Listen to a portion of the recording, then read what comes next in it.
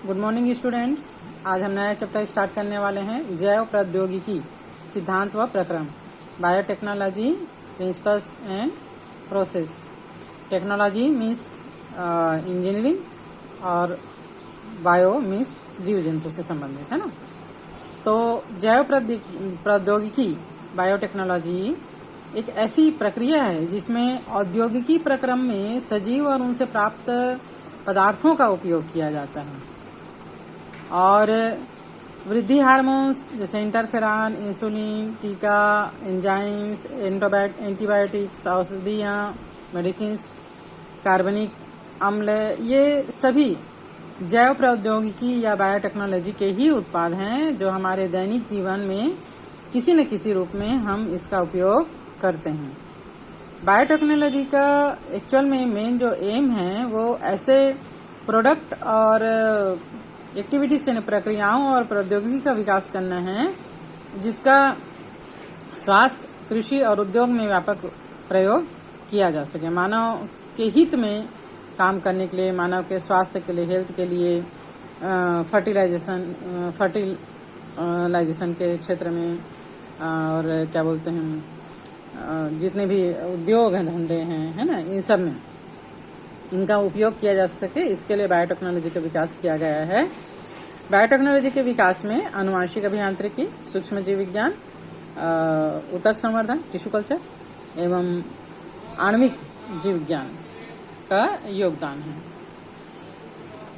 Biotechnology एक प्राचीन विधि है और बहुत पहले से ही इसका बायोटेक्नोलॉजी का उपयोग जो है हमारे पूर्वज करते आ रहे हैं। प्राचीन जैव प्रौद्योगिकी या बायोटेक्नोलॉजी का पहला उत्पाद एल्कोहल था। जैसे कि हम जानते ही हैं, एल्कोहल को मदिरा, सोमरस के बारे में हमने अपने प्राचीन ग्रंथों में भी पढ़ा है ना। तो हमारे पूर्वज जो है वो इसका उत्पादन पहले से ही करते आ रहे हैं। गन्ने के रस से सिरका बनाने की विधि, ये भी बहुत पुराने काल से ही लोगों को मालूम था। बेकरी उद्योग में ईस्ट का उपयोग करना प्राचीन काल से ही लोग करते आ रहे हैं। ब्रेड के आटे को फुलाना और उसका उपयोग करना। 14वीं शताब्दी में सबसे पहला सिरका बनाने का उद्योग फ्रांस में शुरू किया गया था। मशरूम की अप्राकृतिक खेती 1650 ईस्वी में फ्रांस में शुरू किया गया था। आजकल पुनर्योगाज या रिकॉम्बिनेंट डीएनए प्रौद्योगिकी का व्यवहारिक उपयोग बड़े पैमाने पर मानव के लिए हेल्थ के दृष्टि से, कृषि के दृष्टि से, उद्योग में इस समय किया जा रहा है और इसके द्वारा विकसित बायोटेक्नोलॉजी के द्वारा विकसित सूक्ष्म जीवों के स्ट्रेन पर आधारित एक बहुत ही विशाल उद्योग विकसित हुआ है। कृषि क्षेत्र में आनुवांशिक अभियांत्रिकी का उपयोग करके फसलों की उन्नत किस्में प्राप्त करना, रोग प्रतिरोधक किस्में प्राप्त करना, जैविक खाद, दुर्लभ जो मिलता नहीं है आसानी से, ऐसे संकर को प्राप्त करना, ये सभी इस क्रिया के अंतर्गत शामिल है। प्रोटोप्लाज्म संवर्धन विधि का उपयोग आलू, गन्ना, केला, इन सब फसलों की उन्नत किस्में प्राप्त करने के लिए किया जा रहा है। आनुवांशिकतः संशोधित फसलों का विकास आनुवांशिक अभियांत्रिकी का एक ज्वलंत उदाहरण है और उनसे प्राप्त भोज्य सामग्री को आनुवांशिकता संशोधित आहार कहा जाता है। और विटामिन ए समृद्ध चावल, लाइसिन समृद्ध दालें आनुवांशिकता संशोधित आहार के ही उदाहरण हैं। जीन थेरेपी के माध्यम से किसी भी दोषपूर्ण जीन को बदलकर उनके स्थान पर स्वस्थ जीन को लगाया जा सकता है। डीएनए की संरचना हमने पढ़ा है। डीएनए में स्थित जीन की संरचना अगर थोड़ी भी चेंज होती है तो उसका कैरेक्टर चेंज हो जाता है। तो उस कैरेक्टर को चेंज कर हानिकारक जो जीन्स है उसको हटाकर उसमें लाभदायक जीन्स को ट्रांसप्लांट करके एक स्वस्थ जीन को लगाकर इसका उपयोग किया जाता है बायोटेक्नोलॉजी के माध्यम से। बायोटेक्नोलॉजी को हम इस प्रकार भी परिभाषित कर सकते हैं कि जैव प्रौद्योगिकी या बायोटेक्नोलॉजी एक ऐसी प्रक्रिया है जिसमें औद्योगिक प्रक्रम, सजीव या उनसे प्राप्त पदार्थों का उपयोग किया जाता है। यूरोपीय जैव प्रौद्योगिकी संघ के द्वारा जैव प्रौद्योगिकी की परिभाषा दी गई है।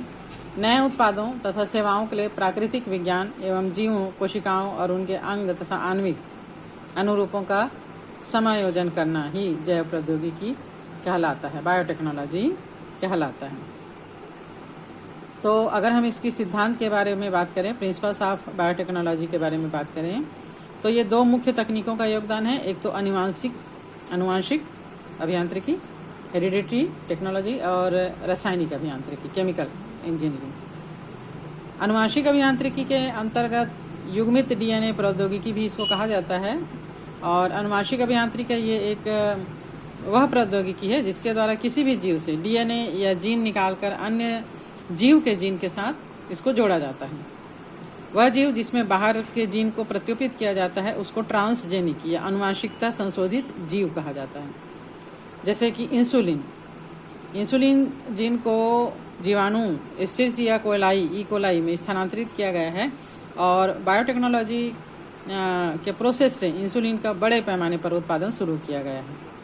पहले आप लोग जानते ही होंगे, इंसुलिन जो है वो शुगर पेशेंट के लिए आवश्यक होता है। इंसुलिन पैनक्रियाज में बनता है और हमारे द्वारा जो भोजन में शर्करा हम लेते हैं उसका पाचन करता है। लेकिन जब पैनक्रियाज इंसुलिन नहीं बनाता तो शर्करा का कंप्लीट पाचन नहीं हो पाता है, जिससे कि डायबिटीज हो जाता है। तो डायबिटीज रोगों को अलग से बाहर से इंसुलिन प्रोवाइड करना पड़ता है। पहले पशुओं के इंसुलिन को दिया जाता था जिससे कई प्रकार के खतरा होता था और हर एक को ये सूट नहीं करता था, एलर्जेटिक हो जाता था। तो अभी क्या किया गया है कि मानव जीन से ही इंसुलिन के जीन को पृथक करके उसको ई कोलाई में ट्रांसप्लांट करके इसका बड़े पैमाने पर उत्पादन किया जाता है, जिससे कि बहुत बड़े पैमाने पर मानव इंसुलिन ही तैयार किया जाता है इस टेक्नोलॉजी के माध्यम से, जो कि डायबिटीज के रोगियों के लिए एक बहुत बड़ा वरदान है। आनुवंशिक अभियांत्रिकी की शुरुआत 1973 में तब हुआ था जब स्टेनले कोहेन और हर्बर्ट बोयर ने ई कोलाई जीवाणु के प्लाज्मिड में बाहरी डीएनए को स्थानांतरित किया था। इसको हम और पढ़ेंगे आगे, है ना। और सेकंड है रासायनिक इंजीनियरिंग, केमिकल इंजीनियरिंग। इस प्रक्रम में रोगाणु रहित सूक्ष्मजीव संदूषण रहित वातावरण बनाकर केवल वांछित सूक्ष्मजीव को शुक्रेंद्रीय कोशिकाओं में वृद्धि कर अधिक मात्रा में जैव प्रौद्योगिक उत्पादों को निर्माण किया जाता है, जैसे कि टीका, एंजाइम और प्रतिजैवी का उत्पादन करना। तो आज हम इतना ही पढ़ेंगे। नेक्स्ट डे हम पढ़ेंगे tools of recombinant DNA technology के बारे में जानकारी हासिल करेंगे।